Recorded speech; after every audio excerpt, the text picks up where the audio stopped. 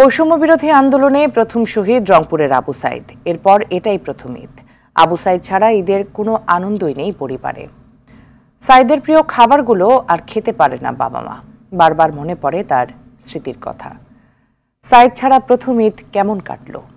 রংপুর প্রতিনিধি জাহাঙ্গীর আলম বাদলের পাঠানো তথ্যচিত্রে সে খবরই জানাচ্ছেন লামিয়া তানজির মাহমুদ। 2024 সালের 16ই জুলাই, সময়টা ঠিক দুপুর। রংপুর বেগম রোকেয়া বিশ্ববিদ্যালয়ের 1 নম্বর গেট। হঠাৎ সংঘর্ষ, গুলি। বৈষম্য বিরোধী ছাত্র আন্দোলনে প্রথম মৃত্যু আবু সাইদের। এরপর সরকার পতন আন্দোলনে জীবন দেন আরো কয়েকশো। মনে পড়ে দৃশ্যগুলো। আজ তো ঈদ, ঘরে ঘরে আনন্দ। আবু সাইদের প্রিয় খাবারও গরুর মাংস।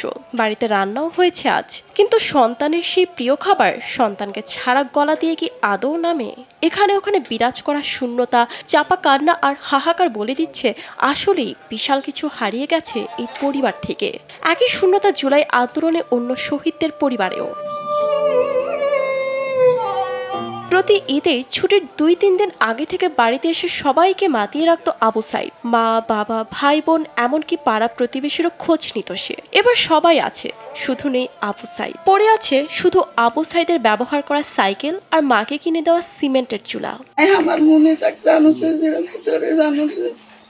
আমার বাবা স্বপ্নের আগে গেল হয় না, আমার গাঁতে মারক গেল।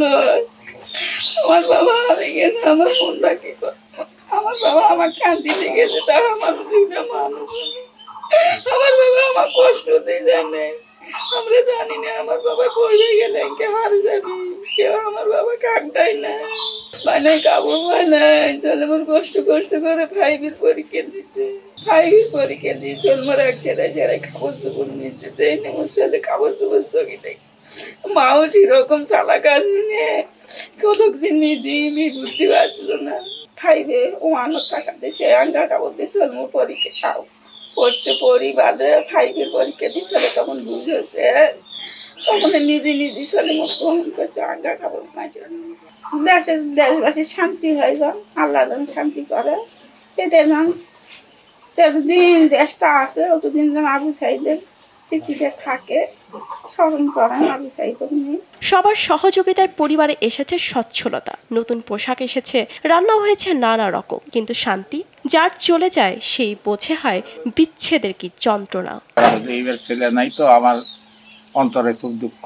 ছেলে না থাকাতে এখন ঈদ করবা লাগলো, এই নিয়ে আমার বিরাট দুঃখ অন্তরে। এখন ঈদ না করলেও তো হয় না, যেটাই তৈরি হয় সেটাই খায়। মাংস ওই গরুর মাংসই খাওয়াছিল, যেমন তরকারি তো মানে তরকারি বেশি খাও। সন্তানের জন্য দোয়া করি, দেশ দশ সকলেই দোয়া করে যে জান্নাতবাসী যেন হয়। আর সকল দেশের মানুষের জন্য দোয়া করি সকলে শান্তি বসবাস করে থাক, স্বৈরাচার আর যেন না আসে এই বাংলার মাটিতে। বিশ্ববিদ্যালয়ে ঈদের ছুটি পেলেই বাড়িতে আসতেন আবু সাইদ। বন্ধুর সাথে দেখা করতে ছুটে আসতেন তার বন্ধুরাও। দিনভর খেলাধুলা আর গল্পগুজবের সময়গুলো ভালোই কেটে যেত। বন্ধুরা আজও আছেন, শুধু হাতটে বেড়ালেও কোথাও পাওয়া যাচ্ছে না আবু সাইদকে। সাইদ যখন লেখাপড়া করা অবস্থায় 2012 সালে এই সাইকেলটায় একটা গরু বিক্রি করে বাবা তাকে 5,500 টাকা দিয়ে কিনে দেয়। এখানে লেখাপড়া শেষ করার পর যখন বেগম রোকেয়ায় লেখাপড়া করলো তখন এই সাইকেলটা ও রংপুরে নিয়ে যাইত এবং যাওয়া আসার যে খরচা লাগতো সেটার পরিবর্তে এই সাইকেল দিয়েই টিউশনি যাওয়া আসা করতো এবং কি যাতে খরচ সাশ্রয় হয় এটার জন্যই ও সাইকেলটা এখান থেকে রংপুরে নিয়ে যায় ব্যবহার করতো। যারা এই জুলাই গণ অভ্যুত্থানের নিহত সকলেরই জানি বিচার হয়। যে কোনো বিষয়ে আমার সাথে বসতো, কথা বলতো, মানে কেমন বাংলাদেশ চাই। এই কোটা বিরোধী আন্দোলনের সময় ওর সঙ্গে একাধিক ডিসকাস হয়েছিল। তবে ওর যে মন মানসিকতা এবং এর যে মেধা, এটা ছিল অস্বাভাবিক। কথাবার্তা হইতো দিনী আলোচনায়, সে কিন্তু পুরা ইসলামী মাইন্ডে ছিল।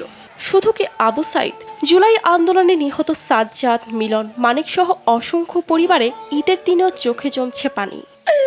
ওই বাবা আমার গোটা গেল, কই চলে আগুন গোটা রমজান পাইলাম রে।